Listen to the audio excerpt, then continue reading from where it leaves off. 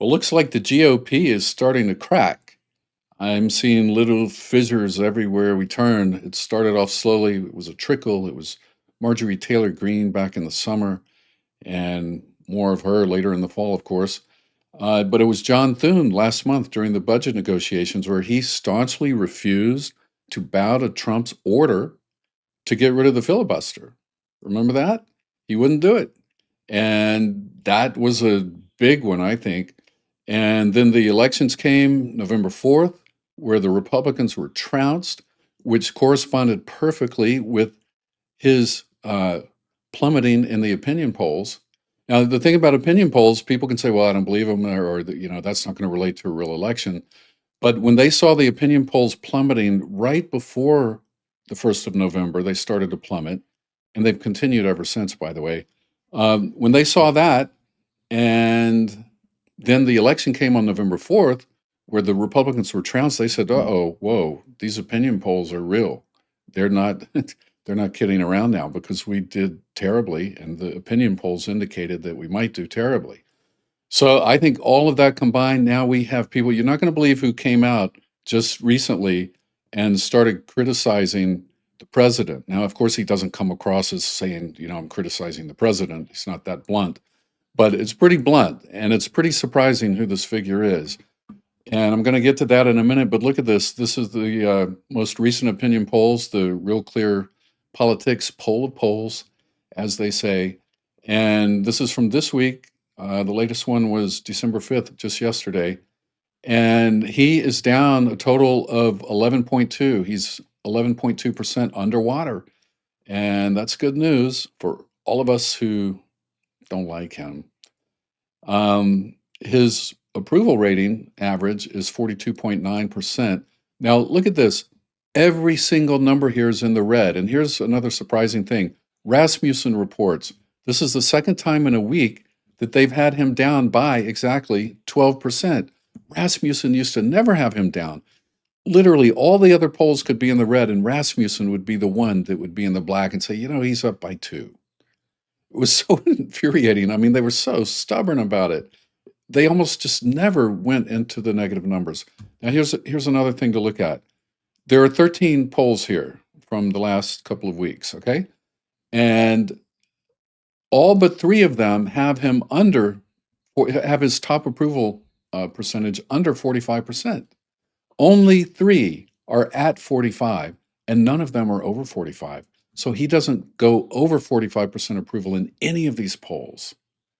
That's how you know these polls are real. I mean, the Reuters Ipsos poll that came out a couple of weeks ago had him at 38% approval. And that was kind of an outlier. But look, there's Fox News has him at 41% approval. Okay. CBS News, 40% approval. So they're in the low 40s. I personally think that if his approved numbers were all 45 and a little bit higher, that's the kind of number that can be overcome. But to have 70% of your top approval ratings below 45%, that's a solid disapproval. That means Americans are really getting tired of you. Okay. Now, the Washington Post came out with this story. The Raw Story Raw Story summarizes it. Trump facing a new reality as White House appears to sense political danger. So they're sensing political danger, and watch who the danger is coming from now. It's pretty sweet. Donald Trump is facing increasing sniping from members of his own party, and that they're sniping that he's ignoring the mood of the country when it comes to the economy. Okay, now check out who is sniping. We'll get to that in just a second.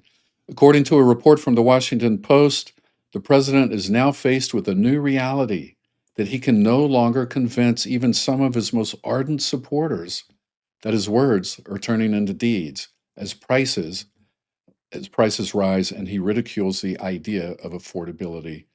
And look at this. Former Speaker Newt Gingrich is out after him now. Newt Gingrich says any Republican who refuses to admit we have an affordability problem is not listening to the American people. It's real because the American people think it's real. I cannot overstate that in a free country, it's the people who define what is real, not the politicians. Finally, after many decades, he makes a decent point.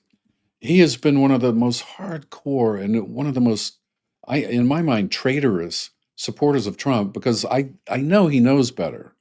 But he's come out, ever since Trump ran and started his first campaign in 2015, Newt has been behind him. So for him to come out and say this, that is a really big deal. And it's going to say to other party leaders, hey, it's okay. We can start to come out now. They start off slowly. One starts to complain publicly, Marjorie Taylor Greene.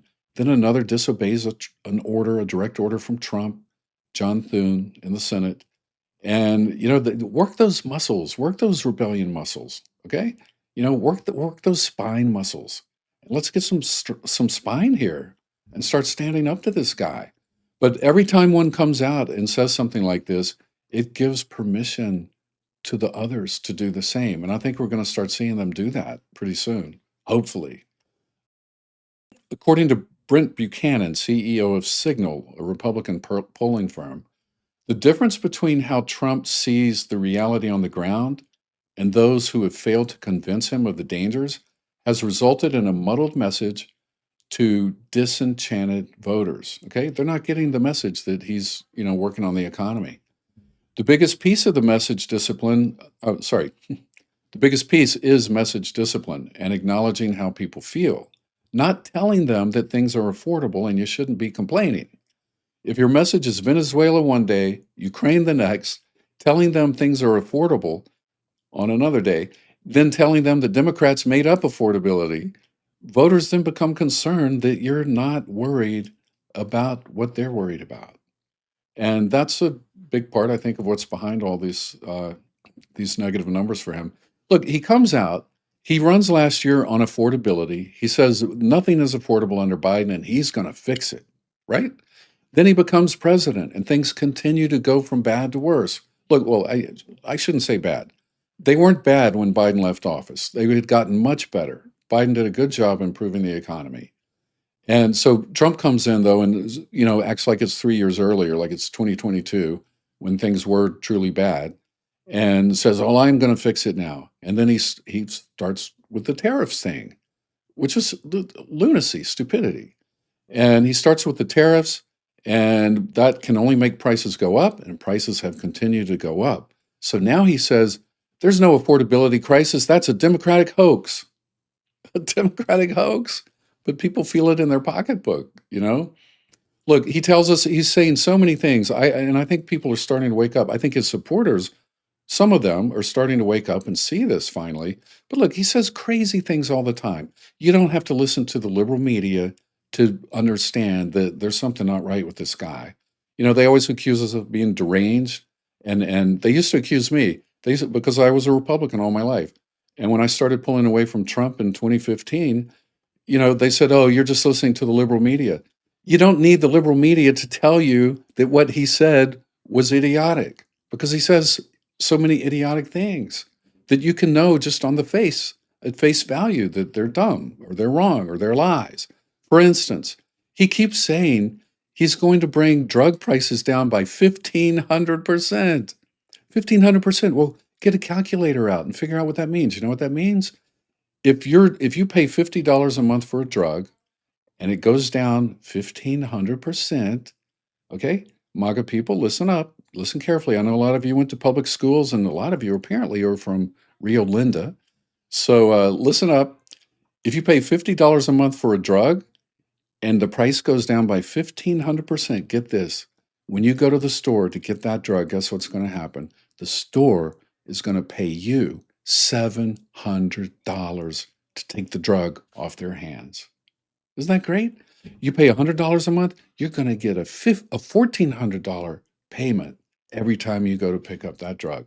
That's what it means for the price to come down 1,500%. So obviously that's not true, and that can never happen. It's mathematically impossible. You don't have to be deranged to see that that's wrong. You actually have to be deranged to accept that, to accept his word on that. You have to be deranged to keep following a man who says crazy crap like that. Okay? That's it. We're not the deranged ones. The deranged ones are the people in the cult who follow him no matter what crazy thing he says. So just, wake up, guys. Wake up. Wake up. Open your minds. Okay. You always complained about you always said the Democrats were educated in public schools and the failing public school system. Well, you know what? You're acting like the ones who were educated in failing schools or not even educated at all, really. Get real. Wake up to what the guy's saying, listen to what he says, believe that he means it, and reject it because it's untrue. He says gasoline is under $2 a gallon. Where I am, it's right at $3 a gallon. And I don't know anywhere in the country where it's a dollar something a gallon. So come on, you can't keep putting up with this. He's leading you to nowhere good and everywhere bad. All right, wake up. And you got to just pull your support from this guy. You really got to do it. You can't keep voting for this guy or his party. This whole party is deranged. The whole party is deranged. All right. Hey, that's all for me. I had to get that off my chest. I appreciate you listening, and I will see you soon. Take care.